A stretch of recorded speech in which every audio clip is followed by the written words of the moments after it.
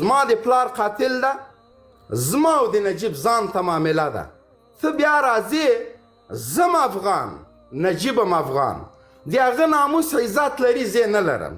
هغه د افغانستان سړی ده، زه نه یم. حمزه تر ما ښه ځوان ده چې ټول عمر یې د 400 غټې وریجې وهلي دي. تر ننه پورې په ټکر کې نه در سره واقع کېدلم. له نن نه وروسته دی قسم په خدای چې له ژبې ژوړند نه کمه د تا زوی به یم. خلاص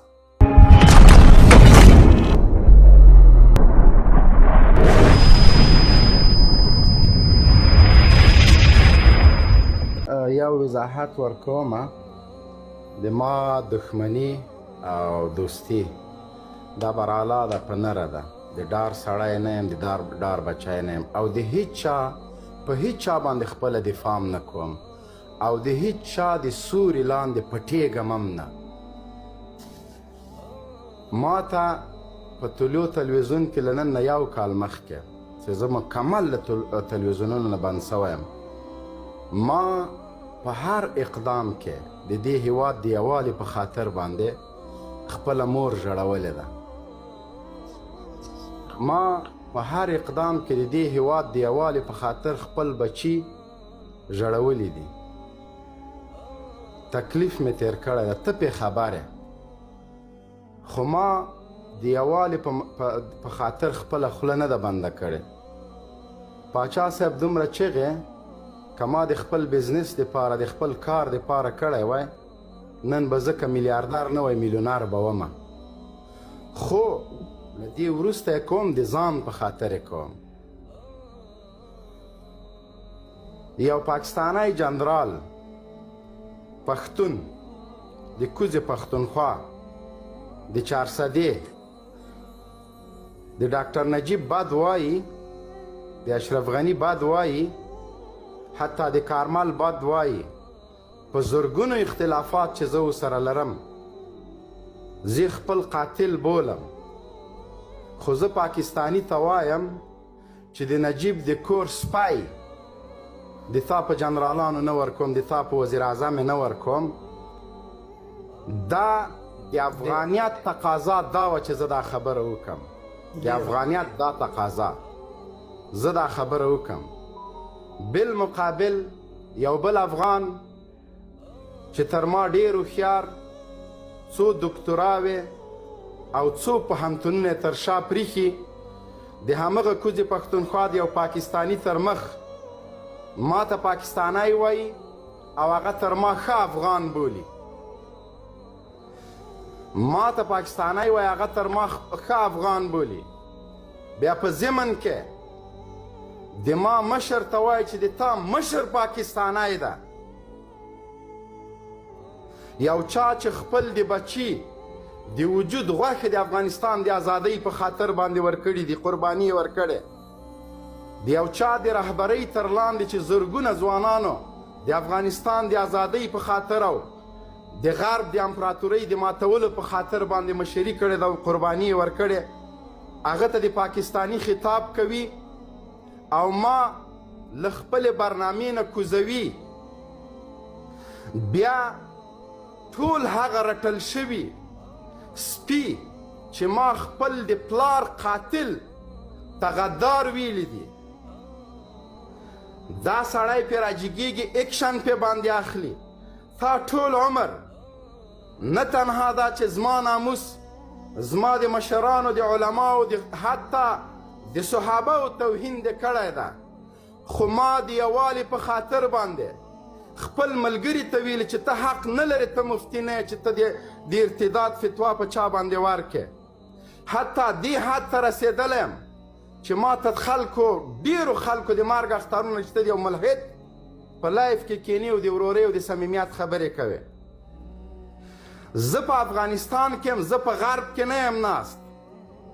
دلته په معمولي خبره په خلکو باندې مور بوره کیږي، په معمولي خبره در باندې ښځه کونډه کیږي، په معمولي خبره در باندې بچیان یتیمانوي. خو دا سینه ما دومره پراخه نیولې وه چې ما علنا لیده چې او چاک د صحابه و توهین کوه، ما یې دفاع کړې چې نه مه کوه. نن هغه سړی د 400 د غټو وریجو بسنسمین ته تر ما ښه افغان وایي، ولې چې د اسلام او د افغانیت تخریب کوي. دا هغه څوک دي چې د CIA او د ISI روزل شوي سپي دي. د ما خبرې خیر ده واوره، زه کوزیږم بیا تاسو قضاوت وکئ. ما 10 کاله باچا خاني ته 50 کاله اتڼ کړی، څڼې مې اچولې دي. نن د باچا خان لمسی د ISI په غېږه کې پروت ده چې سینټ په یو چوکۍ باندې هر څه خرڅ کړه. ما اچکزي ته دغسې بې ضمیرو خلکو زما افغانان 50 کاله اتڼونو کې څڼې ورته اچولې دي، زنده‌باد او د مرده‌باد نارې را باندې وهلي، د لر او د بر نارې را باندې وهلي. دغه سیکولر فکره پښتنو افغانانو هغه به له ورځ ویلي چې پېښور د افغانستان خاوره نه ده. زه علنا وایم چې په وجود کې مې روح وي، تیکه تیکه او پرچه پرچه شم، په والله که له خپلې خاورې نه تېر شم. تنا دعوه یې نه لرم، تنا دعوه یې نه لرم. او هیڅ وخت ګل خان تش په نوم افغان سیکولر او ملحد دې ته نه پرېږدم چې زما کمونیست او خلقي مشر ته توهین وکړي. زما د پلار قاتل ده، زما او د نجیب ځان ته معامله ده. خو ته بیا راځې زم افغان، نجیبم افغان، د هغه ناموس عزت لري، زه نه لرم. هغه د افغانستان سړی ده، زه نه یم. حمزه تر ما ښه ځوان ده چې ټول عمر یې د 400 غټې وریجې وهلي دي. یو مردود، یو تښتېدلی، یو سیکولر افغان راځي ما ته وایي دا تر تا ښه افغان ده. زه خپل افغانیت اسلام خو بیخي او سیټ ته پرېږده. په والله که د ډېرو خلکو په افغانیت او په اسلامیت باندې ورکم. زه د زمریو د ګفټونو سړی نه یم، زه د پیسو د راټولولو سړی نه یم. زه دا فکر نه لرم چې زه به ځان ته بزنس وکم کنې کولی شم. زه دا فکر نه کوم. زه په یوازې سر مې هر چا ته غېږه ورکړې د دې هېواد د علیا منافعو په خاطر چې څومره زه کړېدلی یم داسې زوی به مور رانه وړي چې وکړېږي. هیڅ وخت مې دریغ نه ده کړی.